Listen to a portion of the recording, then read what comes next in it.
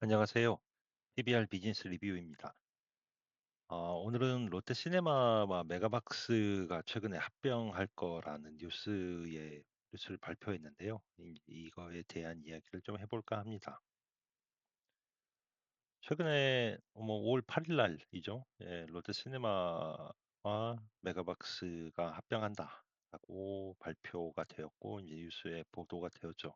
그리고 두 회사가 합병하게 되면 이제 극장 수가 지금 1위가 CGV인데 1346개인가 봐요. 그리고 롯데시네마랑 이제 메가박스가 합치면 1600, 1700개 정도 돼서 CGV를 이기고 1등으로 등극하게 된다. 뭐 이제 이런 이야기가 적혀 있습니다.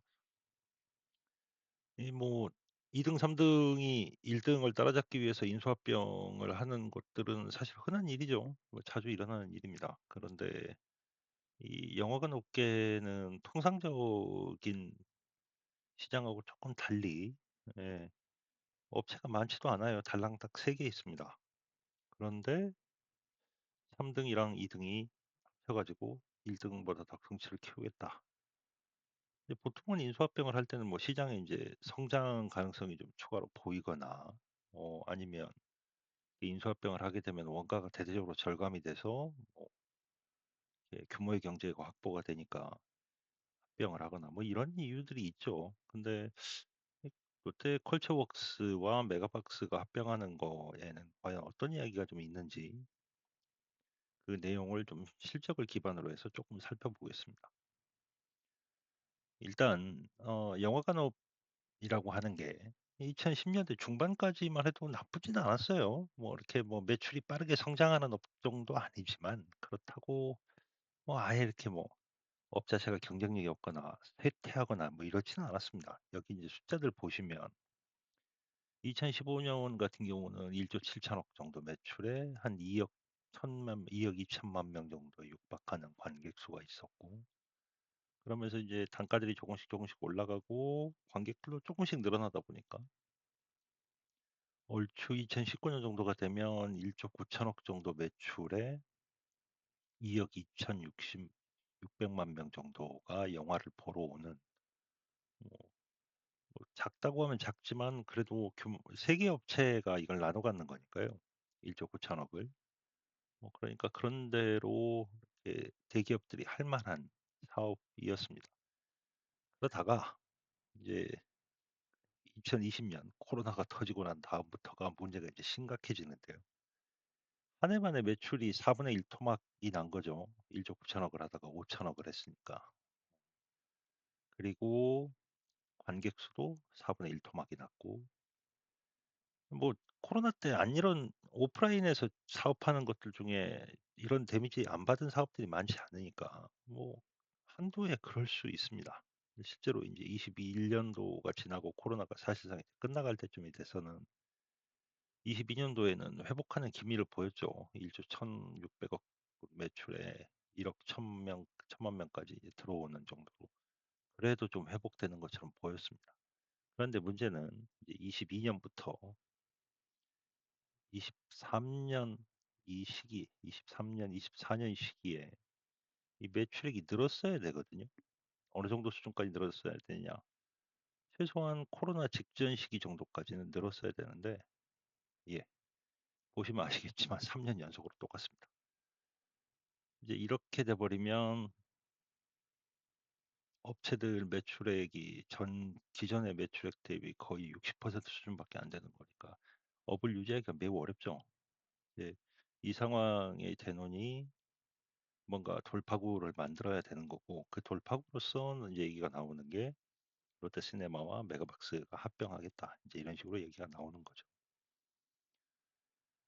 어, 관련해서 정보를 조금 더 뒤져보면 우리나라 영화관 수는 570개라고 합니다. 이 570개가 이제 한 3,300개 정도의 스크린 수를 갖고 있고 600개 매장에 뭐 3,300개 정도니까 대략 한 저기 영화관 한 개당 뭐 6, 7개 정도의 멀티플렉스라는 뜻이겠죠. 스크린 수로. 그리고 좌석 수로는 43만 7천 개 정도의 좌석인데 이 정도의 좌석 수를 가지고 있다라고 하면 이게 전년도 대비해 가지고 한 7% 정도 줄어든 겁니다. 그런데 영화 관수는 그렇게 많이 줄진 않았고 스크린 수는 그렇게 많이 줄진 않았거든요. 그러니까 인제 이게 의미하는 거는 영화관들이 장사가 안 되니까 23 년부터 24년 사이에 조금씩 좌석 수를 줄이고 뭐 가령 뭐 이게 두 명이 커플이 앉는 자리라든지 이런 식으로 쪼끔 더 이제 고급화를 하면서 단가를 높이려는 노력들을 하고는 있다라는 뜻인데, 그렇지만 앞서 보신 것처럼 매출이 인제 이런 식으로 지지부진하게 진행이 되면, 그리고 무엇보다 관객 수가 늘어나질 않으면 영화 사업을 하시는 분들 입장에선 영화관 사업을 하시는 분들 입장에선 거의 답이 없는 상황인 거죠. 일단 관객 수가 늘어나야 이 사람들에게 돈을 더 받든 뭐 팝콘을 더 팔든 좌석을 더 비싼 걸 팔든 하지. 일단 고객 수가 안 늘어나는데 뭐 이런 좌석을 조금 더 고급화한다라고 해 가지고 그게 무슨 의미가 있겠어요. 이게 뭐 여러 가지 이야기가 나옵니다. 뭐 "영화관이 너무 비싸서 사람들이 안 가는 거다." 뭐 그 "코로나 시기 동안 너무 올려서 양심 없이 높였다." 뭐 이런 이야기 여러 가지 얘기할 수 있습니다만. 근데 뭐 그렇다고 하더라도 코로나 시기가 지나면서 관객 수가 4분의 1 토막이 났던 게 얼추 한 70-80% 까지 회복된 게 아니고 그냥 그다음부터는 반토막인 상태로 유지되고 있거든요.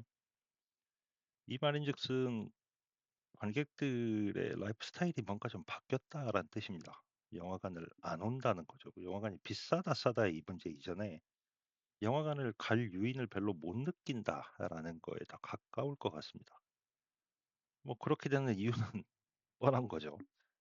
사람들이 옛날보다 훨씬 더 많이 유튜브와 넷플릭스를 보고 있는 거고, 특히 코로나 시기 동안 이 두 개를 보는 사람들의 라이프 스타일이 완전히 고착화되면서 더 이상 영화관 가서 영화를 보지 않아도 전혀 삶의 만족도에 지장이 없는 상황이 됐다라는 게 된 겁니다. 물론 뭐 인제 탑건 같은 영화들, 탑건 2 같은 영화들처럼 이렇게 영화관에 가서 봐야 이렇게 좀 확 느껴지는 이제 그런 영화들도 있습니다. 가끔은 있죠. 근데 그런 영화가 몇 편 개봉해 가지고 성공했다고 하더라도 영화관에는 그보다 훨씬 더 많은 사람 숫자가 와 줘야 되거든요. 이제 그러다 보니 이 넷플릭스와 유튜브의 침공으로부터 영화관들이 자기들을 지켜내기가 어려운 상황이 된 거죠. 그러다 보니 이제 "2 등하고 3 등이 합치겠다."라고 발표를 한 걸로 보입니다. 쪼끔만 더 자세하게 좀 알아볼게요. 보면 롯데 컬처웍스, 그 롯데 시네마 운영하는 데죠. 23 년도와 24 년도 매출액을 보면, 예, 매출액이 줄었죠. 이 기간 동안. 5,600억 하던 게 4,500 억이 됐습니다. 그리고는 영업이익이 23 년도에는 이걸 보시면 83억 적자였다가 그나마 2 억으로 흑자를 내기는 했는데, 뭐 영업이익 흑자 났으니까 '그나마 좀 어떻게 된 거 아니냐.'라고 할 수 있겠지만, 이제 이것을 잘 보셔야 되는 게 여기에 금융 비용이 뒤에 있습니다. 이게 이제 영화관 같이 대규모로 인테리어 투자를 하고 대규모로 설비를 운영해야 하는 곳들에서는 영업이익만 가지고는 함부로 판단하시기 좀 어렵고, 이 업체들이 이자 비용을 어떻게 하고 있느냐를 잘 봐야 됩니다. 왜냐하면 시설이나 설비들을 자기들 자본으로 뭐 메꿀 수가 힘들어서 많은 경우에 금융부채를 끌어오는데, 그 금융부채에 대한 이자도 갚아야 되잖아요. 근데 그거는 영업이익에 반영이 안 되고, 예, 단기 손실, 단기 순이익에 반영이 되기 때문에 그 앞에 있는 거죠. 그래서 이제 금융 비용을 봐야 되는데 금융이자가 600억, 490억 정도 됩니다. 이 정도가 되면 영업이익 이걸로는 택도 없는 소리죠. 그러니까 한 해에 600억 에서 500억, 아니 500억 에서 450억 에서 500억 사이 정도의 적자를 기록하게 됩니다. 매출이 5천억이 안 되는 회사가 단기 순손실이 500억씩 발생을 해 되면 회사의 재무 구조가 엉망이 되겠죠. 뭐 당연한 거죠. 손실이 났으면 누군가가 메꿔야 되는데 그거를 주주가 그나마 다 메꿔주면 다행일 텐데 주주가 영화관 여러분들 같아도 영화 요즘 같으면 영화관 사업에 투자하시겠어요? 장사가 안 될 게 뻔한데. 그러니까 이제 그걸 다 어디서 메꾸느냐? 금융 부채로 메꿔 왔던 겁니다. 그러니까 이자 비용이 이 모양인 거죠. 실제로 좀 자산 구조를 보면 이 회사가 들고 있는 자산들 중에 보시면 이게 좀 이제 좀 우울한 뉴스가 하나 있습니다. 여기 보시면 사용권 자산이라고 하는 게 3천억 정도가 있어요. 이 사용권 자산이라는 게 뭐냐면 뭐 자산이라고 이름 표시 있으니까 뭔가 그래도 팔아먹을 수 있는 뭔가냐라고 생각하시겠지만 그게 아니고요. 영화관 임대해서 들어가면 뭐 어디 건물이나 이런 데 들어가면 영화관 공간 임대해서 들어가야 되잖아요. 그 임대해서 들어갔을 때 그 임대 계약한 거를 사용권 자산이라는 명목으로 잡습니다. 사용할 수 있는 권리를 얻은 거니까 그걸 자산으로 이제 취급해 주는 건데 보시면 아시겠지만 그 임대 권리를 어디다가 재판매를 하거나 하긴 힘들거든요. 자산이지만 사실은 팔아먹을 수 없는 자산이에요. 이게 만약에 사용권 자산이 아니고 여기 유형 자산, 즉 건물이나 부동산이나 설비 뭐 이런 것들이 많이 있다면 그나마 이런 것들을 팔아 가지고 유형 자산을 팔아서 빚을 갚아 가지고 이자를 좀 줄이면 먹고 살 만하지 않겠냐라고 생각할 수 있지만 이 회사가 들고 있는 유형 자산은 기껏해야 430억입니다. 뭐 없는 거죠, 유형 자산이라고 할 게. 영화관에 들어가 있는 설비 정도만 유형 자산인 거고 그 외에 영화관이 들어가 있는 건물, 부동산 이건 대부분은 뭘 했다? 그냥 임대를 했고 그것만 자산의 대부분을 차지하고 있다는 뜻입니다. 이렇게 되면 장사가 안 되면 임대료는 내야 되고 팔 건 팔아치워 가지고 부채를 갚을 건 없고 하는 식인 거죠. 그러니까 이 회사가 어떻게 되냐면 부채 총계는 무려 7,570억 이 부채고 그중에서 보시면 금융부채들 그러니까 뭐 유동성 리스 부채 그다음에 유동성 리스 부채만 거의 5천억 기타 금융 유동 부채가 대충 570억 정도 됩니다. 이렇게 되면 뭐 유동성 리스 부채야 뭐 임대라고 임대에 따른 거라고 생각하니까 논외로 친다고 하더라도 뭐 저기 차입금 그다음에 금융 부채 이런 것들이 너무 많아요. 요것만 봐도 요렇게 세 개만 합쳐도 1,500억 얼마 정도 되나요? 1,700억 정도 됩니다. 매출이 4,500억밖에 안 되고 영업이익은 겨우 억대 나오고 당기 순손실이 500 몇십억 정도 되는 회사가 부채가 이렇게 많으면 이 회사가 정상적으로 굴러가기를 기대하면 문제가 있는 거죠. 그리고 자본이라고 해봐야 670억이 있습니다. 자본은 670억인데 부채는 7,570억이면 이게 부채 비율로 얼마인가요? 대략 10배 되나요? 12배? 11배? 예, 보통은 기업체들이 자본 대비 부채 총계랑 비율로 해가지고 2배가 넘어가면 부채가 많다라고 얘기하죠. 근데 이 회사는 부채가 10배, 11배 정도가 됩니다. 예, 굉장한 위기인 거죠. 이 상황에서 그냥 이대로 가면 주주가 물론 부채를 갚아주면 되겠습니다만 여러분들도 지금 만약에 롯데그룹 본사라고 하면 이 부채를 선뜻 떠안아가지고 갚아주시겠어요? 장사가 안 될 거라는 걸 뻔히 보이는 상황인데 주주 입장에서도 돈 집어넣기 힘든 거죠 이러면. 그러면 롯데시네마만 이러냐? 메가박스 중앙도 대동소이한데 사실은 메가박스 중앙이 더 안 좋습니다. 뭐 매출은 3,500억 정도인데 영업 손실액 금액이 보시면 127억 그리고 금융 비용이 470억이 나가서 당기순 손실이 500억이에요. 매출이 3,500억인데 당기순 손실이 500억이 나옵니다. 예, 이 상태로 가면 당연히 이 회사도 자산 중에 보면 그나마 뭐 유형자산이나 부동산 같은 게 좀 있으면 이 회사는 그나마 그래도 유형자산이 조금 있는 편이긴 한데 그렇다고 해도 사용권 자산이 금액이 더 크죠. 그러니까 자체로 건물을 가지고 있거나 부동산으로 판매할 수 있는 것들보다는 그냥 임대해서 들어간 게 더 많다라는 뜻입니다. 예, 뭐 이것도 만만치 않죠. 이렇게 되면 회사가 나빠진다고 유형자산을 팔아 가지고 재무 구조를 건전하게 만드는 게 굉장히 어려워지니까. 그래서 이 회사의 부채는 무려 9,200억, 그리고 자본은 1,000억입니다. 역시 9배죠. 부채 비율 900%가 나오면, 예, 한 회사는 부채 비율이 1000%가 넘었고 한 회사는 부채 비율이 900%가 나오는 상황입니다. 이 상황에서 기업체를 망하게 둘 수는 없다라고 생각이 된다면 여러분이 어떤 선택을 하실 거냐 생각해 봤을 때 고민해 볼 수 있는 게 합병입니다. 아니, 합병한다고 시장은 어차피 쪼그라들었는데 매출이 늘 것도 아니고 둘이 그냥 1 더하기 1이면 그냥 2나 나오면 다행인데 이거는 1 더하기 1로 더해 봐야 더 찌그러들지 않으면 진짜 다행인 정도 수준인 상황이고 빚이 이렇게나 많은데 뭐 그나마 리스부채 이런 것들은 논외로 친다고 하더라도요. 금융부채가 너무 많은데 차입금, 채 이런 것들 이런 것들이 너무 많은데 이 회사가 견딜 수 있냐라고 했을 때 이제 경영자들이 거의 마지막으로 선택하는 옵션이라고 할 만한 게 이겁니다. 그냥 빚쟁이 둘이 만나 가지고 "야, 네 빚 내 빚 합쳐서 빚을 키우자."